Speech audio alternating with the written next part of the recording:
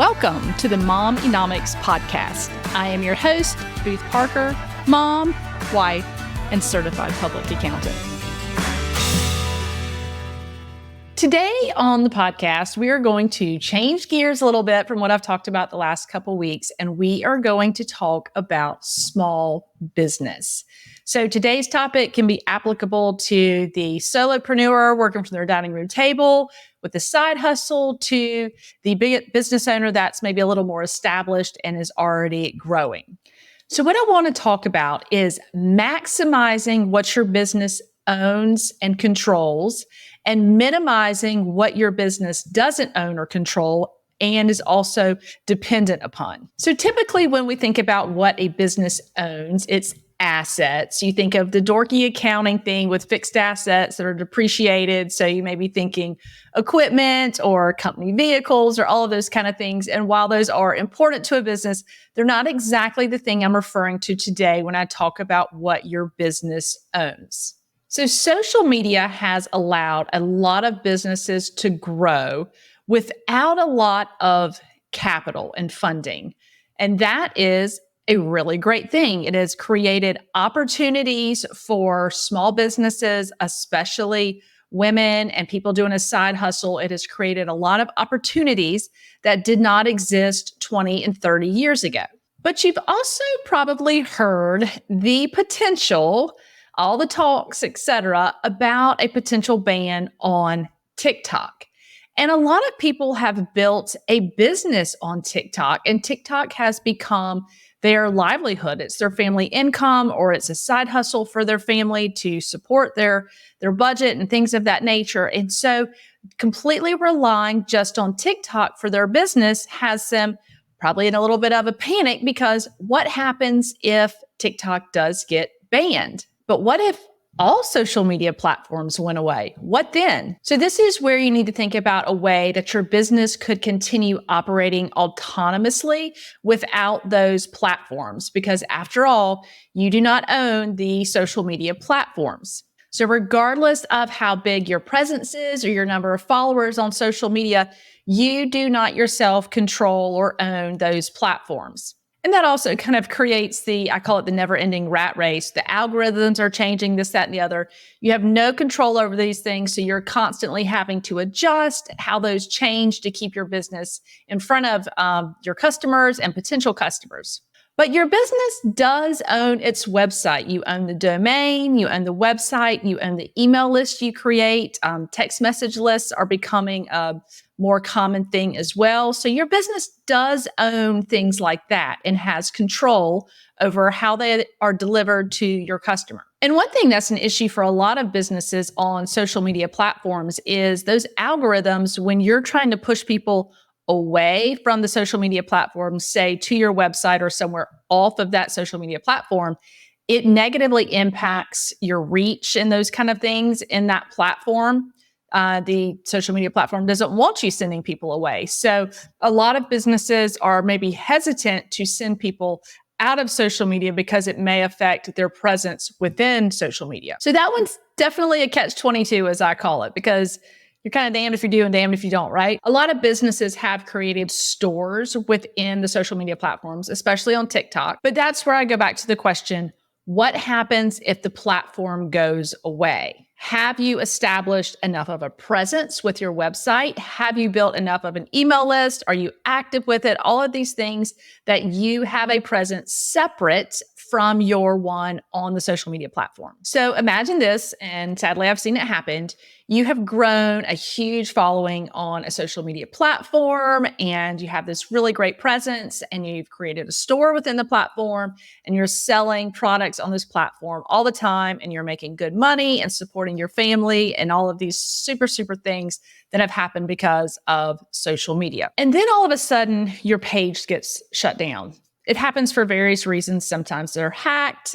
Sometimes they're reported and then the platform takes them down. Sometimes you get them reinstated. Sometimes you don't. So if something like that happened, do you have a way to still sell to your customers? And do you have a way to contact those customers? Let them know that your social media platform is no more. Please check out the website.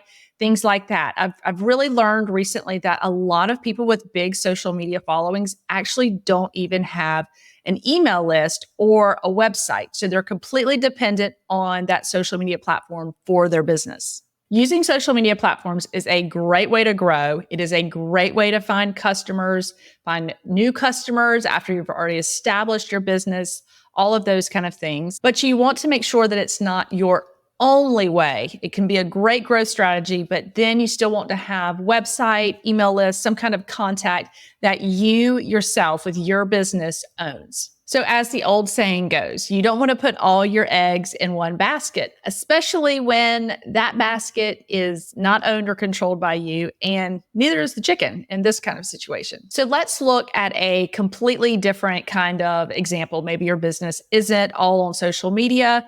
So what if the direct sales and multi-level marketing type businesses have become very big in the last, decade plus? It's been a great avenue for women or for moms to have some kind of side hustle. I'm not going into all the opinions people have about some of their strategies and stuff in this situation. I'm just talking about it from the approach of the business owner. So a lot of these people that do the direct sales type businesses, they make good money and they're able to fulfill their family's budgets. They're able to save for college and all these things. So there's a lot of people doing these type of businesses, and they have grown dependent on the income from those businesses. So generally they begin with either you put some money in to sign up, or you have like a minimum product buy you have to get to start with. But it's generally not a big investment to get started in these, which also makes them appealing. And then, of course, the more you sell, the more you make, the more people you sign up under you, the more you make. And you can spend years creating great relationships with customers that regularly buy from you. I mean, the people that have been doing it for a long time and have been very invested time-wise, they have greatly grown these kind of businesses. They have a big customer list, that email list. Maybe it's in the form of an email list. Maybe they've even built their own website. They may have a lot of people under them that are selling, that is generating income for them. So the growth can get rather large, and so can the income with some of these direct sales. But what happens when all of a sudden that business that you're selling the product for in your direct sales business, what if they go out of business or they eliminate the direct sales channel, meaning you needing to be there to sell the product and make your commission? So your business is completely dependent on their product to sell. And if they go out of business or do away with direct sales, then you go out of business as well. So if your family has become dependent on that being part of their income stream to pay the bills and things of that nature, it is going to create a lot of stress in the family. It would be very similar to someone getting laid off from a full-time 9-to-5 if your family is dependent on that income. So like I said, you've probably made some really good relationships over the years, and you probably have a contact list, whether it's in the form of email or text messages or whatever, and that will serve you at this time because you can still communicate with all of your customers to let them know that you're no longer selling this product. But without product to sell, how do you plan to sustain your business and continue your income? So it's great you can communicate with the customers. You still have that good customer service going, but you no longer have anything to sell and actually make income off of. So think about it. If you go to a store like Ulta or Sephora, they sell lots and lots of different products that are made by different brands. So if one of those brands either went out of business or they just decided not to sell through that store anymore, the store would still be able to have a viable business because they're not completely relying on that one brand's product as their only offering to sell. So always prepare for the worst and hope for the best. Diversify your business, what it sells and how it sells. You want to have the ability to pivot on a dime, so to speak. So if your business is completely reliant on social media to sell, ask yourself, what would you do if you woke up tomorrow and that social media platform was gone? Likewise, if your business is reliant on one product or one brand's products to sell, Ask yourself the same question. If you woke up tomorrow morning to an email that they were going out of business or they were no longer going to use direct sales, what would you do for your income? What else could you sell? Do you have a service you can offer? Ask yourself what you would do to continue your income if that were to happen. It's actually easier to, ask yourself these questions right now than waking up tomorrow and the social media platform is gone, or waking up tomorrow and you have an email that you will no longer be selling this product anymore and it just ends instantly, just like that. Right now is the time to ask yourself those questions so that you can maybe start making a plan to deal with them if it were to ever happen. It's a great brainstorming exercise to think about ways to diversify your business and your income. And the great thing is usually when I see people do this exercise is that they actually create growth channels for their business. When they're diversifying, they're creating multiple streams of income. They're not just reliant on one. So if they lost one, they could still keep going in the others, but it allows them to grow their business in ways where they are insulating themselves from things outside of their control. I love seeing people, especially moms, having rock star businesses, whether they're big or small. And I don't want to see any of them lose their businesses for anything that's outside of their control after all the hard work they've put into it. And that's why I like to see people maximize everything they own, expand their diversification, and then minimize those factors that you cannot control and take them out of you being dependent upon them.